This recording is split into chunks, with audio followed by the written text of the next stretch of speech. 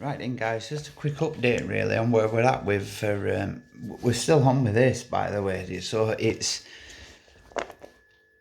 the thing with me is when I get something in my head, an idea in my head, it can take me a while to get I can kind of suss an update out within the space of not an update, a feed bait. I can suss a feed bait out fairly fast in my head, as in because I've already got that many base mixes that I know are effective, and when it comes down to it, really, you're only tweaking the feed base mix. You're only really tweaking that feed base mix between.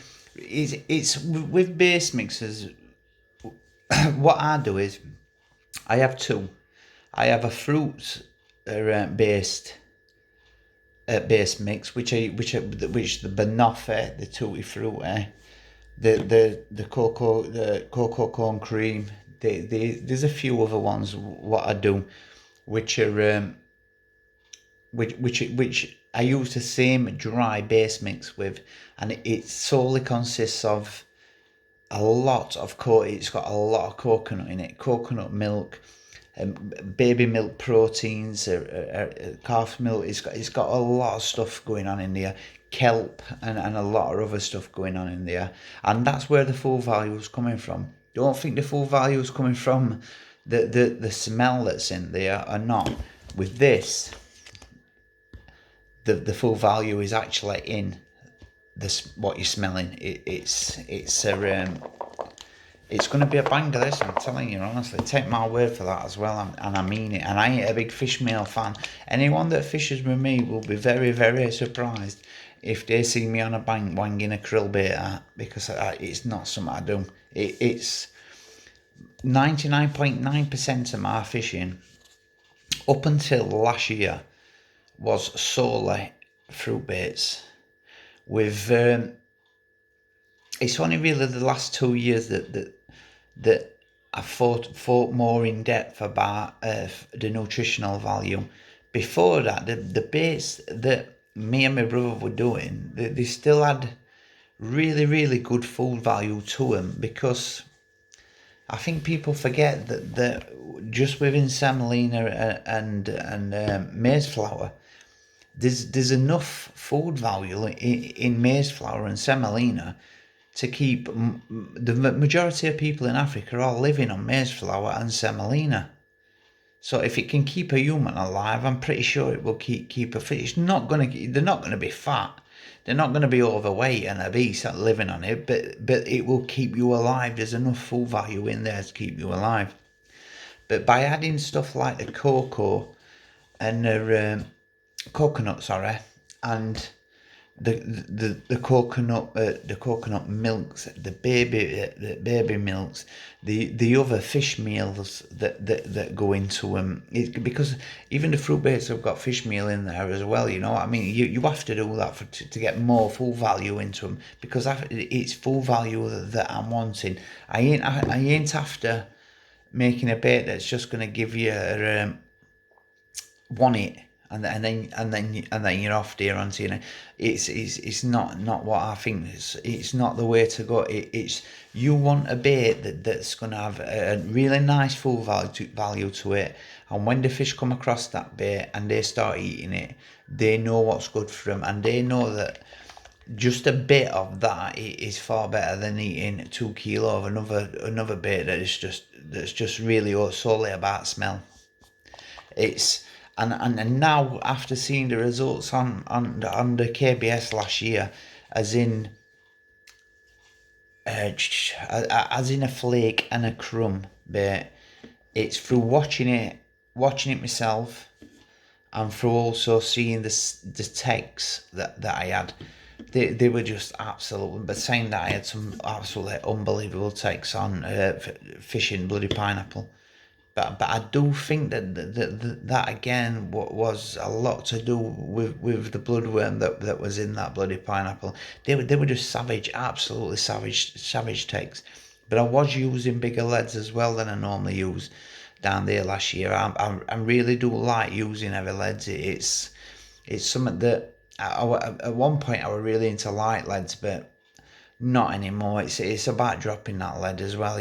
Drop that lead, especially on treating at certain times of the year. Drop that lead. It's honestly, I don't think I landed some fish I landed if I wanted to dropped it. No doubt about it. So it's about dropping that lead. But the other thing is we'll get back to what we were originally on for, and that is I've given them the first lug today, and they've been air drying, so they were 100%. They were lovely and dry. They still are. It's they're still dry. It's an oily. These aren't going to get used till spring. It's an oily lug. That's not to say I won't be using them. Hopefully, I'm out this weekend.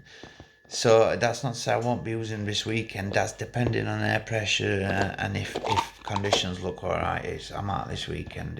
I'm not just going to go down here and just sit down here for a day because I've no better to do. If conditions don't look right, then I won't be down here. It's pointless. I ain't into sitting on a bank all day. I'd rather go out with a camera if I'm going to do that and sit on a bank in the night somewhere and do a bit of photography. So if conditions are right, I will be out this weekend.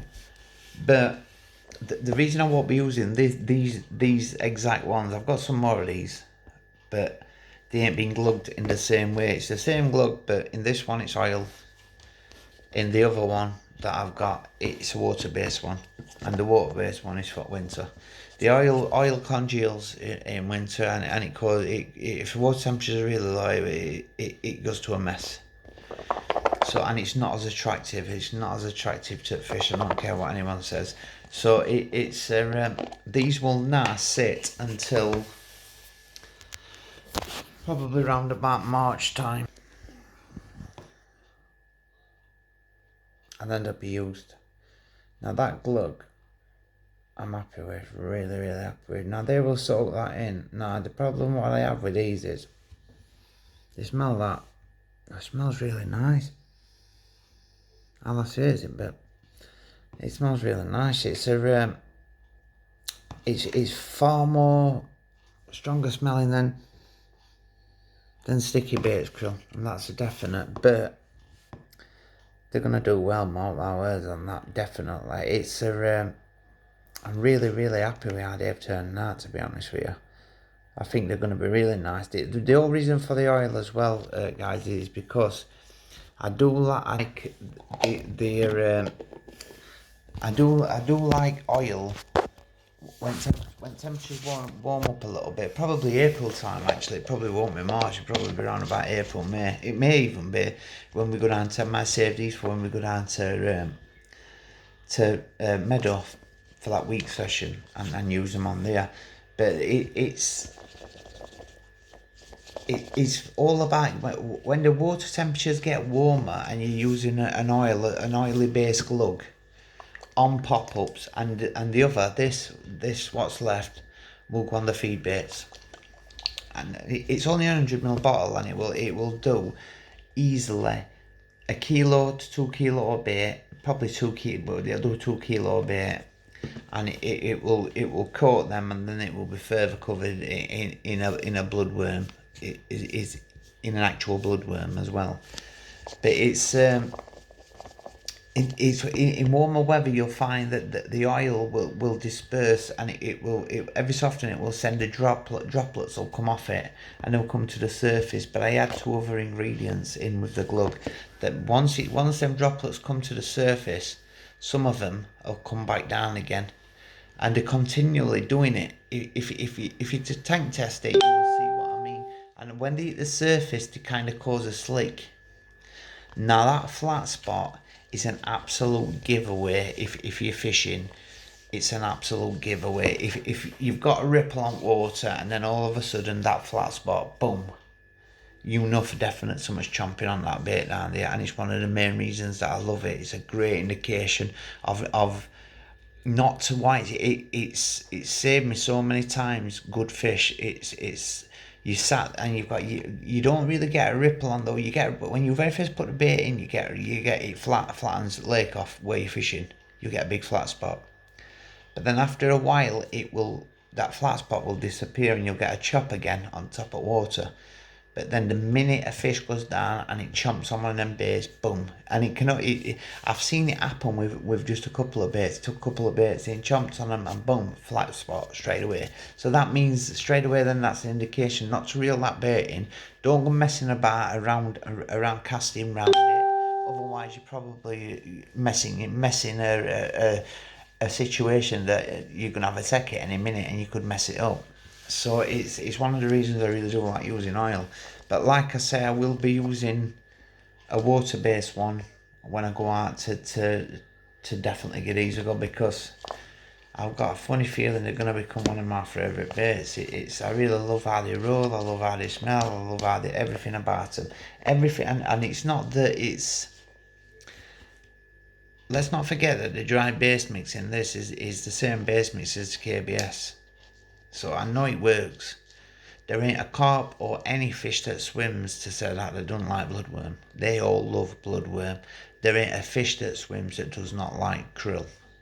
So there's your answer to anyone that's thinking, how do you know that it's going to be a decent bait? Because I know already that the KBS is deadly, and the base mix that's in the actual feed baits of these is the same base mix, and it's a fish meal base mix that's got a lot of kelp in there. It's got a small amount of it's got a small amount of Belacan in, but not much. Yeah, and it's not in the form of that I use it in the KBS. And in the KBS one, I use it. It's in a different form altogether. It's kind of in a powder that I'm using it in this one, and it binds in really nice to base mix, and it rolls really nice as well. So because this year I've got a few other venues I'm fishing, and it's going to be, I'm going to need to be able to wang them out at range. So it's I can still get her, and anybody that says they can't, then they need to buy no catapult. I can still get a dumbbell a decent distance, and if I can't get it out with a catapult, I'll put it out with a spod. It's plain and simple, and I do prefer dumbbells. I don't care what anyone says. Most people find it harder to roll dumbbells than they do round baits. I find it far easier. I can roll a kilo really fast when it's dumbbells. With round baits, I'm more bothered about them being perfectly round and no cracks in them. And where with these they just come out perfect. And these are only, I think these are 14 millis, or I'm not sure if they're 14 or 12s, but they've got cork dust in. And I know for definite that on a chod head they're gonna sit lovely. So, and these are gonna be definitely, these ones aren't gonna be L bite, because I need as much input into them as possible. So they are gonna be for sale. So if anyone wants them, just give me a shout. But the thing is I would definitely recommend that if you are gonna get some, I would definitely recommend that you get the glove with it. Now, if you're going to, like I said earlier, and if you're going to be using them this time of year, then you want the water soluble one, which is going to be water based, which it'll be no good in PVA bags, etc. But you're not going to get congealed and all horrible looking bait on bottom.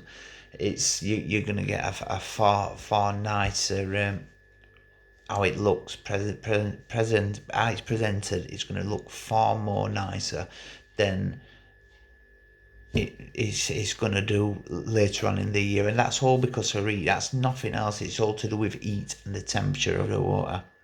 The oil acts differently in cold water. It's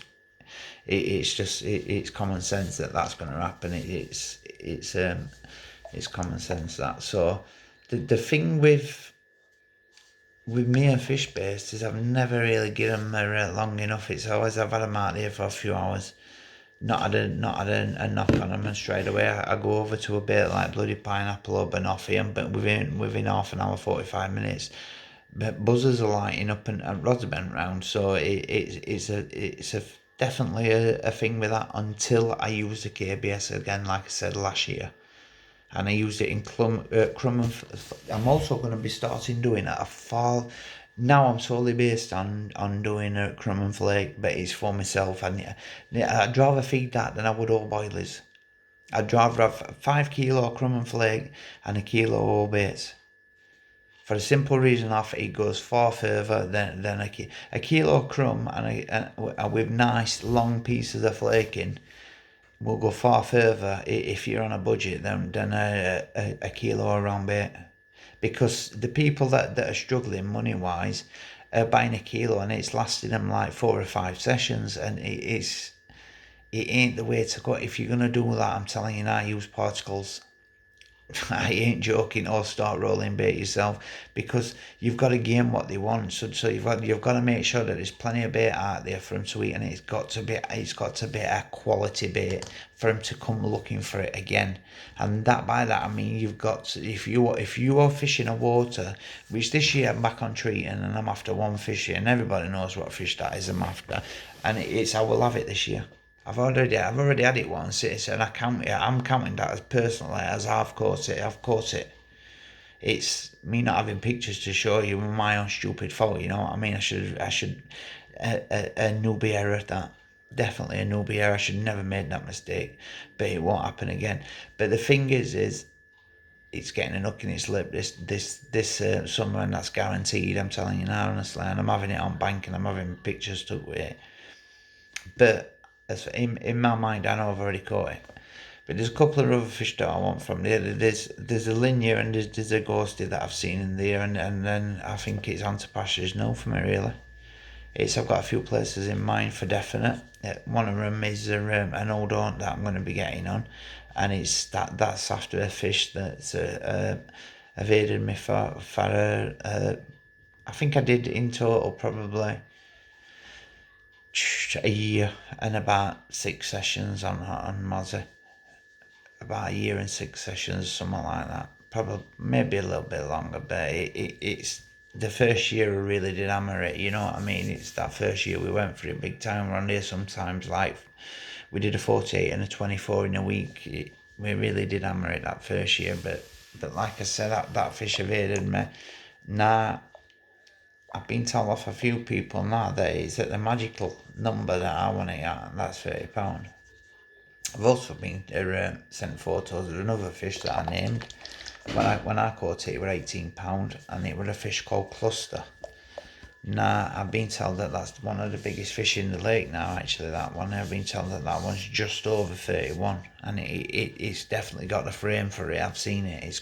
Definitely got the frame, and it looks 31. That's not me saying I don't believe the kid that's caught it, because I do. He's a good angler, and I do believe him.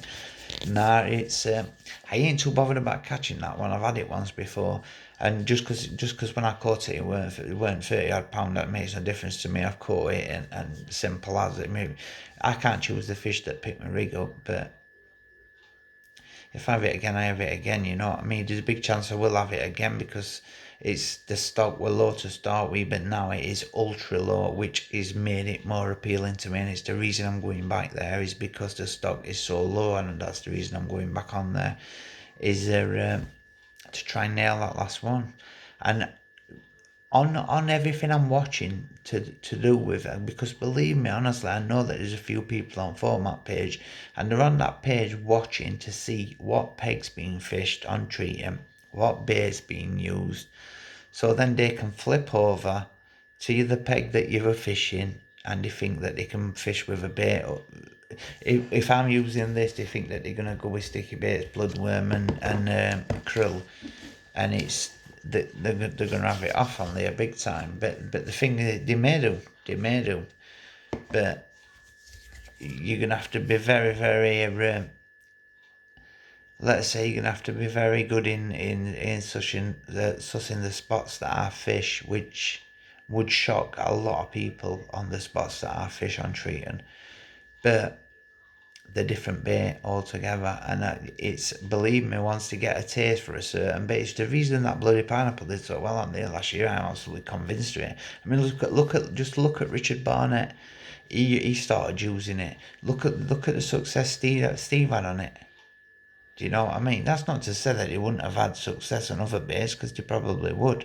But to all have like PBs and stuff like that on it, you know what I mean? A lot of that was down to the work that I put in beforehand, going down there, pre-baiting, putting it out with throwing stick. No general, to start off with, there was no general spot I was aiming at. It was all about getting that bait in that water, and I just used a frying stick and just put it anywhere. Anyway, it didn't matter where it went, as long as it went in that water, and it was spread all over the place.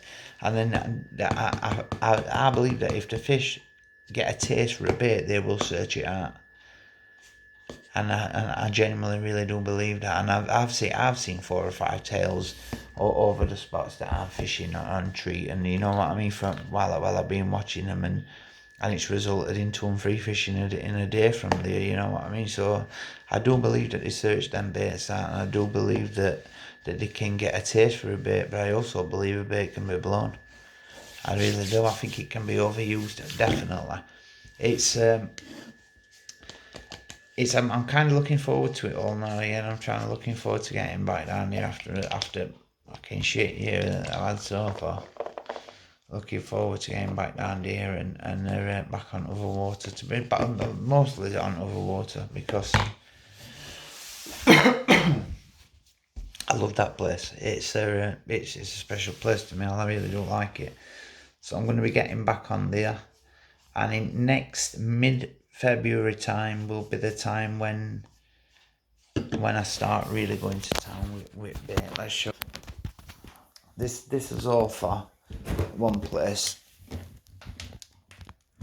Top middle shelf full and bottom shelves full, as on top of the shelves full. So we're planning a bit roll for this. So but this is mid-March. I'm aiming at for getting down there, and it's mid-March that's gonna get absolutely hammered with bait. And again, it's gonna be everywhere, and I'm gonna put it everywhere. And then I'm gonna concentrate it on one bar that are no producers, and it's a raised bar. It's 12 foot of water, and it's surrounded by about 18 foot. Early on, that's where I will be fishing, and then I will move up to another section at lake that I know that is about it's about 7 foot, and it drops off down into about 45 foot. But I'll be in that 7 foot on top of drop off, and it'll produce. I know definitely it will produce. Majority of it will be crumb and flake that I put out. So it's a little bit odd. The only problem that I found with crumb and flake is putting it out sneakily, so people don't see your spots. Now the only way I found of doing that is in PVA netted bags. Obviously in deeper water, double bagging them, but PVA is cheap enough, and I just make the bags really compact, squeeze them so they're tight, and I just catapult them in so they all go in general area. Drop down, it's pretty much like bag fishing, and you know what I mean. You're getting little piles of bait around one area, and that's what I will do after I've scattered that bait about to get a taste for it. So that's just a little insight into what I've got planned, guys. So have a good night, and I'll check you later.